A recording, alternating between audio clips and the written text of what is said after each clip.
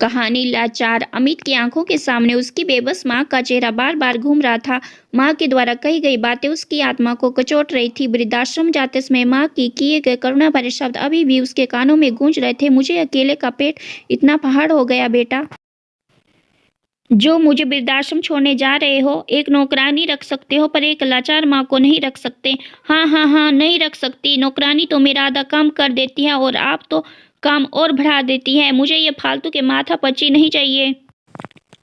अमित की पत्नी ने रिया बीच में बोल पड़ी। 65 साल की बूढ़ी माँ जो दमा और गठिया की मरीज, उसे वृद्धाश्रम छोड़ आना अमित के लिए आसान नहीं था, पर वह अपनी पत्नी रिया के आगे मजबूर था। रिया ने साफ शर्त रखी थी कि या तो अपनी माँ को वृद्धाश्रम भेज दो या मुझे मेरे मायके पहुंचा दो। अब मैं आपकी माँ के साथ नहीं रह सकती। अमित जानता था कि नहीं, रिया बहुत ही जिद्दी है, जो बोलती है वही करती है। इसलिए दिल पर पत्थर रखकर वो अपनी माँ को वृद्धाश्रम माँ को छोड़ आने के पश्चात अमित को ऐसा लग रहा था मानो वो अपनी माँ का अंतिम संस्कार कर आया हो, अपनी माँ को जीते जी मार डाला हो उसने।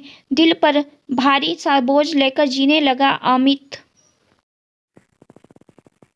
दोनों बच्चे भी ऐसे गुमसुम रहने लगे जैसे उनसे उनकी कोई प्यार सी चीज छीन ली गई हो। खुशी तो बस रिया के चेहरे से झलकती थी। बच्चे और पति के व्यवहार में आया बदलाव का कारण रिया अच्छी तरह से जानती थी। धीरे धीरे समय के साथ सब ठीक हो जाएगा, यही सोचकर चुप थी। समय बीतता रहा पर हालत सुधरने का नाम ही नहीं ले रहे थे। दोनों बच्चे गोलू और अंजू अपनी मम्मी से बात करना ही बंद कर दिए।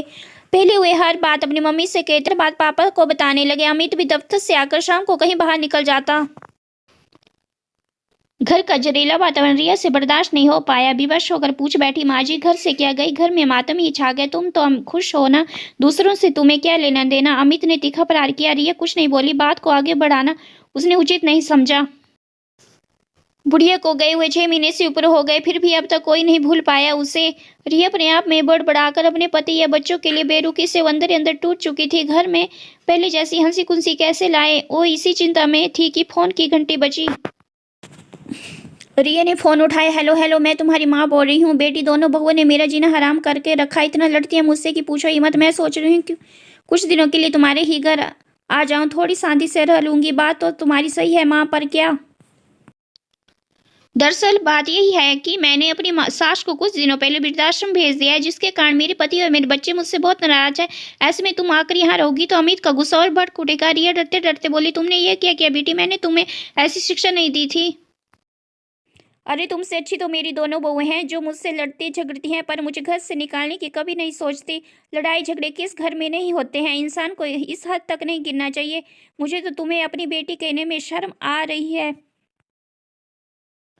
और हाँ, मैं अपने घर में ही ठीक हूँ। वहाँ आकर मैं अपना फर्जियत नहीं दिखवाना चाहती। तूने जो भूल की है ना, उसे जल्द से जल्द सुधार ले, नहीं तो वाक्य अधूरा छोड़कर। रिया की माँ ने फोन काट दिया। अपनी माँ की बात सुनकर रिया को इतनी गलानी हुई कि आंखें भर आई।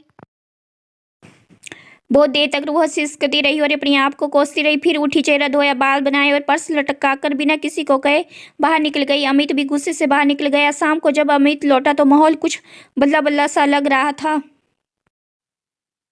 बच्चों के हंसने खिलखिलाने की आवाज बाहर तक आ रही थी। अमित बेसब्री से घर में दाखिल हुआ तो देखा कि बच्चे अपनी दादी के कंधे पर झूल रहे थे। रिया पास ही खड़ी थी। अपनी माँ को देखकर अमित रो पड़ा। माँ, तुम यहाँ मुझे बहू लेकर आई है बेटा? सच?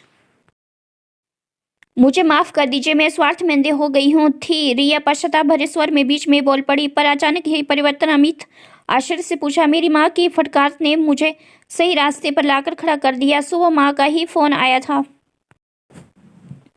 भला हो तुम्हारी माँ का, जिन्होंने तुम्हारी आंखें खोल दी, नहीं तो मेरी बातों का कोई असर कहाँ होता तुम पर। अमित के स्वर में व्यंग्य की झलक थी। मैं बहुत बुरी हूँ अमित कहकर रिया रो पड़ी। नहीं, ऐसा नहीं कहते, भूल इंसान से ही होती है। सच कहूँ तो तुमने माँ को घर वापस लाकर मेरी नींद, मेरा चैन मुझे लौटा दिया है। आज मैं बहुत खुश हूँ। कहते हुए अमित ने रिया को अपने बाहों में जकड़ लिया। अरे छोड़ो भी माँ जी, ये बच्चे देख रहे हैं, रिया शर्माते हुए बोली।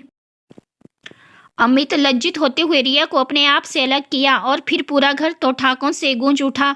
आशा करती हूँ आपको हमारी ये कहानी पसंद आई होगी। कहानी के बारे में आप लोगों की क्या राय है, कमेंट बॉक्स में बताएं। अगर कहानी पसंद आई हो तो कहानी को लाइक करें, चैनल को सब्सक्राइब करें और आगे इसी तरह की कहानी देखने के लिए हमारे चैनल से बने रहें। धन्यवाद।